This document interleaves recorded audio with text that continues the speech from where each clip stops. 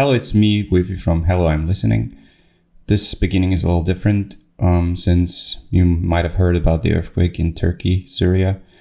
The death toll as of now nears over 16,000 people. The 72-hour rescue window passed, and it's a travesty. It's so many people lost their lives, family, livelihood, house, apartment, everything in just a couple of minutes. And we just wanted to say that we'll put a couple of links in the description where you can just help by giving a little bit of money or a lot of bit of money. Depends how much you have and you want to give, and support the people in Turkey, because we all have to come together and help the people in need right now, because everybody else would do the same for you. So yeah, let's get into the episode.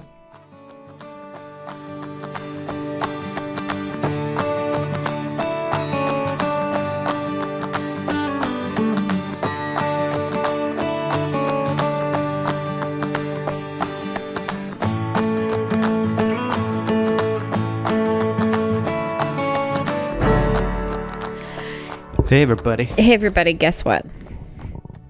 I fixed it. We are recording right now from the comfort of our living room. Yeah. Not in the basement. That's why you probably can hear the room a little bit. Yep. But that will not be the permanent thing. We'll probably set it up in my office. Sure. Either on the table or on the couch. I don't think they care. I know. Just for your consideration. You know, we could be sitting on the floor and it's not like they can see us. Yeah. But I fixed the problem that we had. So yeah. Yeah. That's I still hear. It means I still hear it a little bit. I don't hear anything. I know. Good for you. Yeah. Well, what are we talking about today? I don't know. We actually didn't plan a topic. I mean, I did, actually. I didn't tell you. Thank you.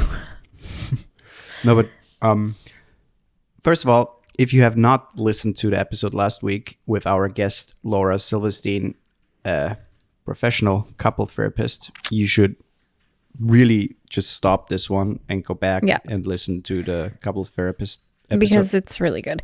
And it's basically like having your own little therapy session, just listening to her talk and like her experience and her advice. I mean, it's like a little therapy session. We had. Yeah, but I still feel like if a couple sat down to listen to it, a lot of the issues that we had and have, I think a lot of couples have. I think they're very common. I agree. And so if you listen to that episode, maybe you get some tips that are helpful for you. Yeah. I totally agree. That was a good episode. And we have a lot of cool new episodes coming. We planned a couple of guests. And yeah, if you have something interesting to talk about or an interesting personality. Or if you're like a poop doctor or something, that would be cool. Yeah, something like that. Just hit us up. And maybe we can set up like a little joie de vivre. Whatever that means. I mean, we've said it before, but almost every guest that we have on our podcast is someone we have never met. So don't feel like intimidated, like, oh, I don't know them. They don't know me. What if it's not an interesting conversation? Most of our guests we've never met before. And the first time we meet them is literally talking on the podcast. Yeah. So we talk to everybody. We like to talk to everybody. And yeah. Are you staring at the rats right now? Yeah. Well, that's going to happen again. Do you guys remember? No, I'm talking to the listeners. It's fine. When we were living in the basement and we were recording down there with the rats in there. And almost every episode started with Woifi going, Ollie, Classy. Ollie's sitting at the door. Look at him. Yeah, he wants to come out. Sebastian is looking at us. He just built himself a little nest. Mm-hmm. Yeah. Okay. But so I thought we talk about, first of all, anxiety and also imposter syndrome a little bit. But we've done that before. I know, but since I had or have have doesn't matter, anxious episode, and you were anxious a little bit lately, a little bit at least. Yeah. I think we could talk about it again, and also imposter syndrome, because that's something a lot of people struggle, and a lot of people have. Mm-hmm. You can totally hear the rats cracking their nuts. Yeah, but I would focus then more on imposter syndrome and less on anxiety, because we've done so many episodes about anxiety, and we recently also talked about it. So that's okay. I mean, if there's something that you want to say, then feel free. About what? Anxiety? Yeah, about anxiety. But I wouldn't maybe spend the whole episode that's okay. on that. That's okay. But then maybe I still hear it a little bit. Oh, good grief. I might be able to filter it out. Nobody can hear it. So, just quickly to anxiety. So, I don't want to go into a whole thing. I have health anxiety, blah, blah, blah, blah. We have 2 episodes on the whole topic, and we've talked about it plenty, but it's not something you can get rid of. It's something you get to learn to live with and learn to cope, and maybe also use for creative endeavors and stuff like that. But lately, especially after we were done building, I was so focused on building and doing stuff with your hands and being occupied mentally and physically, you don't have really time to be anxious, at least in my case. And after we were done, the workload dropped drastically, which was nice. But at the same time, my head was able to, do other stuff again, namely think about things and be anxious. And that's when my anxiety got back a little bit at me, which was fine. There was nothing that was like, really bad or something. But I had been struggling with anxiety a little bit more, especially over the holidays and now, and yeah, with that. And that's why I wanted to talk about like the self-doubt and the imposter syndrome, because that also played into my whole thing. Because once it sounds so stupid, but I don't know how to say it, but just to give a little context. So my health anxiety right now is very focused on nerve diseases. That's new for you. It's not news. It's been the case for since 2021. Yeah, but you were more focused then on like cancer. No, that was before that. Way before that. You're not on where I'm right now. Doesn't matter. So since 2021, my focus on health stuff was more related towards like nerve diseases and stuff like that.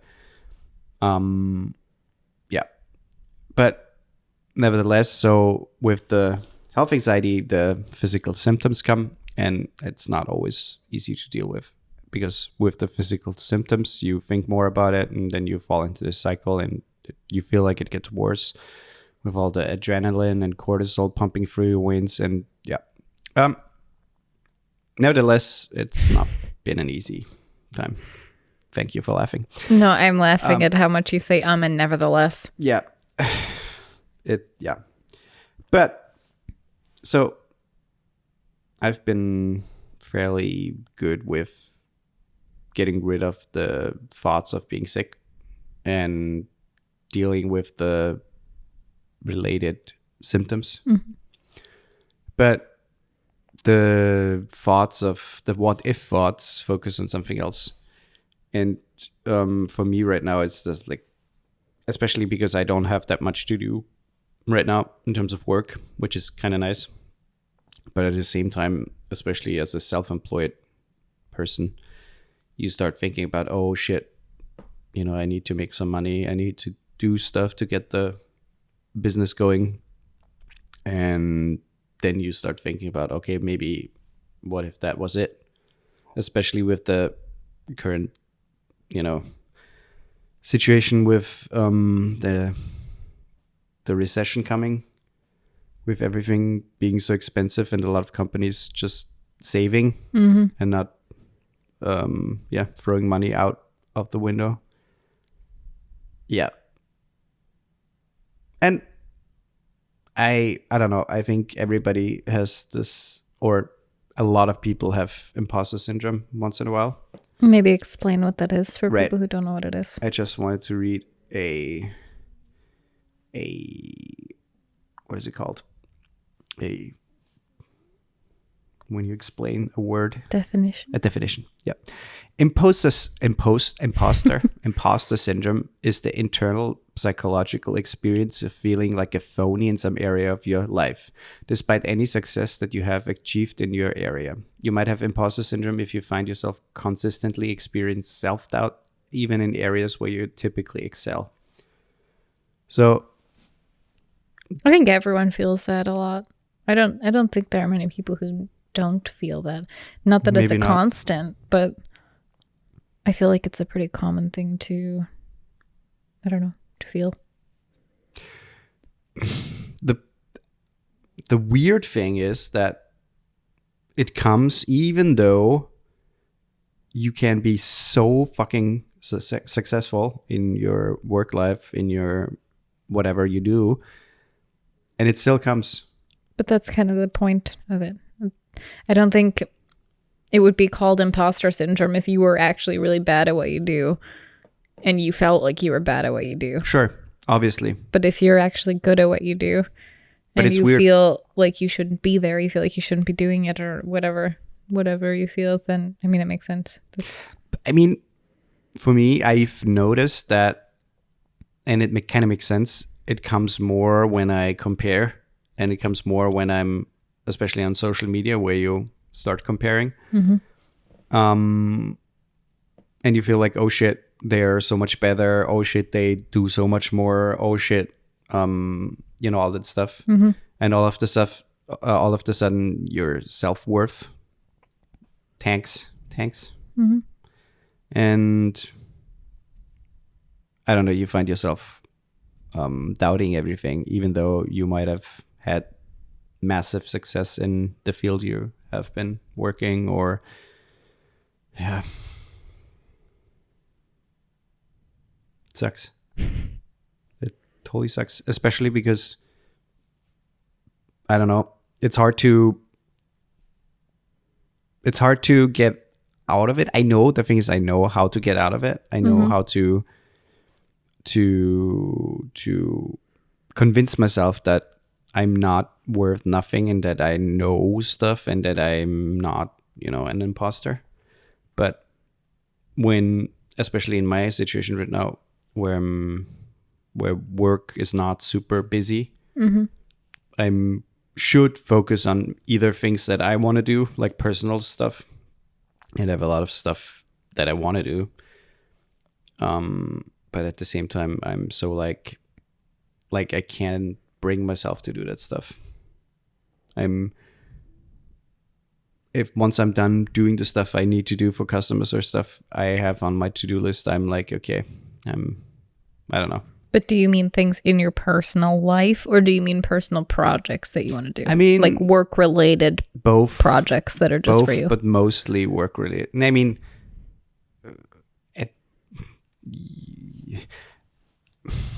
you mean like personal stuff in terms of making something for my YouTube channel, for example? Yeah. I mean stuff in your personal life that you want to do, like working out or like doing more things like that, or do you mean work-related personal stuff, like stuff that's not you're not making money with, but you want to do it, but it's still related to your work? Both, but mostly stuff that is work-related, a little bit at least. Yeah.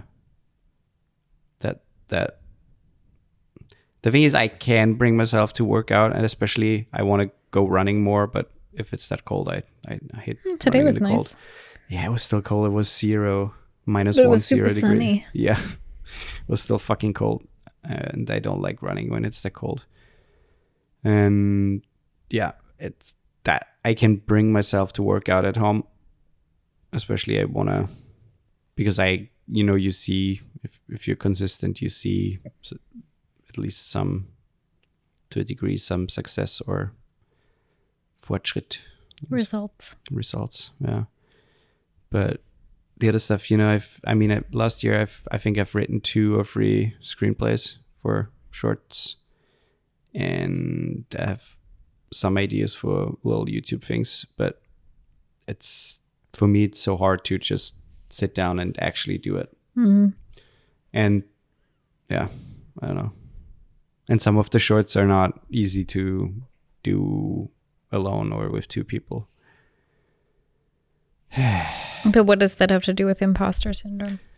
No, I'm saying imposter syndrome makes it hard to motivate myself to actually do something, to actually, because I'm procrastinating, I'm overthinking, and then I'm just like sitting around trying to, I'm not doing anything. Sure, it's nice to not do something all the time, but right now I'm doing more nothing that I usually do more nothing. Yeah, if that makes sense. Yeah, but you also have to take into consideration that it's not that much different in terms of what you're doing when you look back before we were building. You got so used to when you're not working, you're constantly doing something. And now you don't have to constantly do something when you're not working.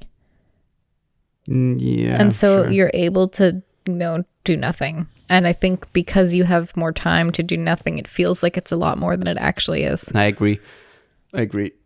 Part of the whole situation is also that my course ended, which was also a frequent thing that I was doing. And I felt like, okay, I had my weekly occupation, which I don't know if counted towards my workload. And it felt like I did a lot, which I did, but it ended, and now I'm like, okay, I'm not lost, but I feel like, okay, I need to do more. I need to at least, network or write some emails to new potential customers or stuff like that. I don't know. I don't know. Or then in my work time, if I'm not done with work already, do something productive that goes towards my YouTube channel or whatever.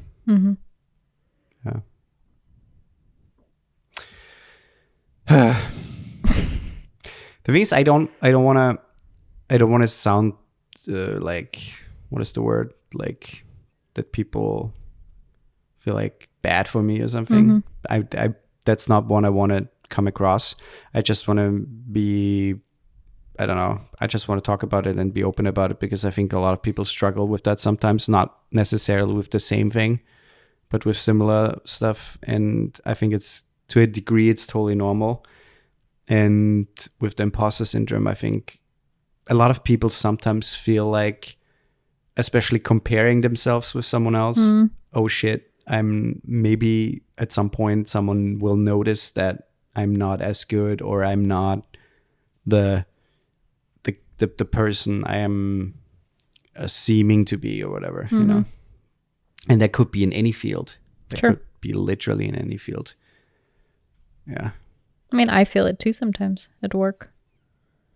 Yeah. Yeah. Like in terms of massaging or whatever? No. Because that's like the one thing at the very top of my list that I know I'm good at, and that I never question. Like, I don't question that I'm good at massaging because I get good feedback all the time. Yeah. So I know that I'm good at my job. It's more like the things that we learned when I did when I studied massage. There's a lot of things that you forget, obviously. Like if you're not constantly trying to remember them or constantly studying them. So like muscles in the body and bones. And, I used to know all of that. I mean, sure. And a lot of times that goes away, or like pathology, things like that, where a patient will come in, and if I have a new patient, I always look in their background first and their history. And I just look, okay, so I have an idea before they come in what we're going to be dealing with. And sometimes I see something like in the pathology or, their previous, their ailments, I guess you could say. Yeah.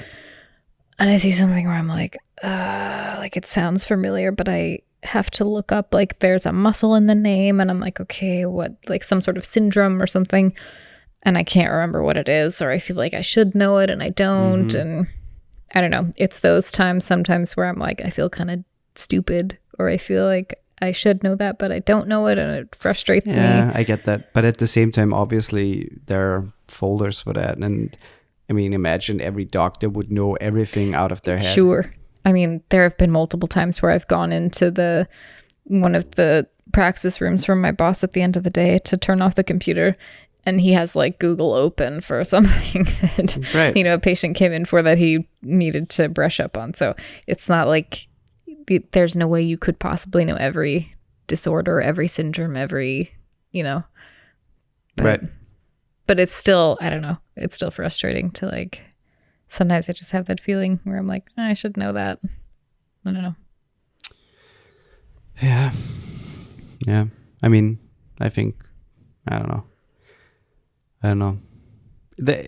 For me, I've been noticing, I mean, that's with anxiety in general, like you tend to scroll more, you tend to do things more that maybe are not good for you. And especially with social media, I'm very bad with not comparing myself, especially in times where I don't have to do much, because then I look at people who do similar things that I do, and I see, oh, they work that, they do that, and I feel like, oh shit, I'm out of the loop, I'm done. I won't get work anymore, and then that furthers my cycle more, and my self-doubt and self-loathing. I've had some, I mean, we talked about it a little bit on the podcast, but I've had some, the last 2 weeks have been high anxiety for me. That's why I thought anxiety would be interesting too. And because of that, I also used to have a pattern where I would scroll constantly. That's just what I would do. That's what I think a lot of people do when they're anxious and just trying to get out of their head. But I have been trying to do other things instead, and it's been like I've been reading a lot. And like the other day I read for like 4 hours, not straight, but throughout the day, like 2 hours here, 2 hours there. And today I read from 8 o'clock in the morning until 11:30, just straight through. And it's like, it's amazing. I have to say that has really helped me in the last couple of weeks. And I'm learning Spanish a little bit, and I do that too. So instead of going on Instagram, I go into my Spanish app and I'm like, okay, I'll just learn some Spanish. And sometimes I do that for like an hour. So I've been doing things that are productive, or at least good for the brain, versus things that are mindless. And that's been significant. Like, that instantly brings me down when I'm feeling super anxious. I'll just do one of those two things, either reading or I go into my Spanish app, and I instantly am gone because I'm focused on something else so completely. Yeah. That's been really good. The only time I spend on my phone right now, like scrolling, which I don't really scroll anymore either. I might watch some reels or something, but I'll do that maybe in the morning when I first wake up, if I have nowhere to be while I eat breakfast or something. And sometimes like at night before we go to bed for a little bit. But lately I feel like my social media presence is very minimal. Yeah. And that's been good. I don't miss it. I agree. Reading is something that I do when I feel anxious, especially at night, and that helps a lot to just break that thought cycle and ease it. Mm-hmm. Yeah. And it's also good for focusing. I mean, with all the Instagram reels and TikTok stuff, we're not able to focus that much and that long on something. Mm-hmm. So reading Well, and it's also is a very mindless. nice It's mindless. And reading is a very nice exercise for being focused on something and at the same time furthering your imagination. Yeah. Yeah. Sometimes expanding your vocabulary too, because you learn Right. words when you read. Right. Oh, the only thing I have to add is a plug, not for myself and not a paid plug, but for Pamela Anderson's book. Oh, yeah. First of all, we watched the documentary Great on documentary Netflix, on and Netflix. it's absolutely phenomenal. Yeah. And as soon as the documentary ended, I ordered her book, and I just started it today, and it's lovely. She has a very tragic kind of childhood story and a lot of shit that she went through, but is such a courageous and strong, and she's amazing. She's absolutely amazing. She's a very humble, down-to-earth woman. Totally. That's something that surprises me. And with all the people exploiting her through all of her career, making tons of money from her and her looks, she is weirdly composed and in peace with that.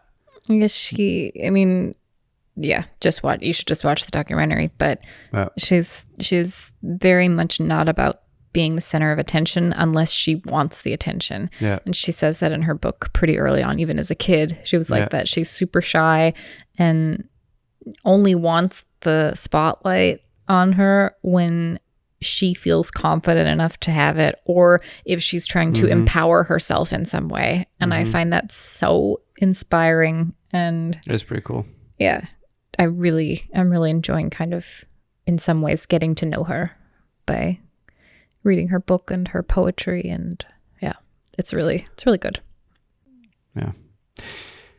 Other than that, if you like what you hear, if you feel like you want to support us, you can do that by, liking the podcast, following, subscribing to the podcast, reviewing the podcast on Apple Podcast, and also head over to our Patreon. Thanks, like Joe. Our friend Joe. Yeah, thanks, Joe. And you can support us there too. That's it. That's it. Okay.